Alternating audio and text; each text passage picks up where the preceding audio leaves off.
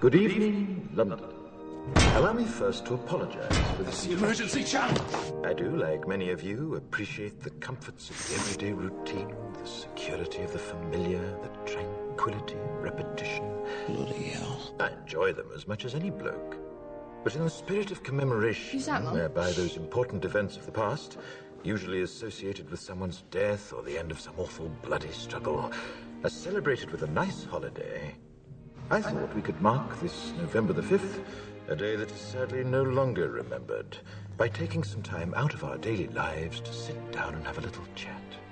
There are, of course, those who do not want us to speak. Let me think, just let me think. I suspect even now, orders are being shouted into telephones, and men with guns will soon be on their way. It's Chancellor Sutler.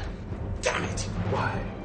Because while the truncheon may be used in lieu of conversation, words will always retain their power. Words offer the means to meaning, and for those who will listen, the enunciation of truth. And the truth is, there is something terribly wrong with this country, isn't there? You designed it, sir. You wanted it foolproof. You told me every television in London. Cruelty and injustice, intolerance and oppression. And where once you had the freedom to object, to think and speak as you saw fit, you now have censors and systems of surveillance coercing your conformity and soliciting your submission. We need cameras. How did this happen? Who's to blame? Well, certainly there are those who are more responsible than others, and they will be held accountable. But again, truth be told, if you're looking for the guilty, you need only look into a mirror. I know why you did it.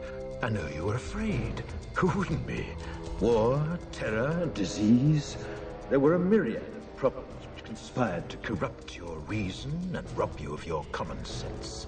Fear got the best of you, and in your panic you turned to the now High Chancellor Adam Sutler. He promised you order, he promised you peace, and all he demanded in return was your silent, obedient consent. Inspector, you're almost through. Last night, I sought to end that silence. Last night, I destroyed the Old Bailey to remind this country of what it has forgotten. More than 400 years ago, a great citizen wished to embed the 5th of November forever in our memory. His hope was to remind the world that fairness, justice, and freedom are more than words. They are perspectives.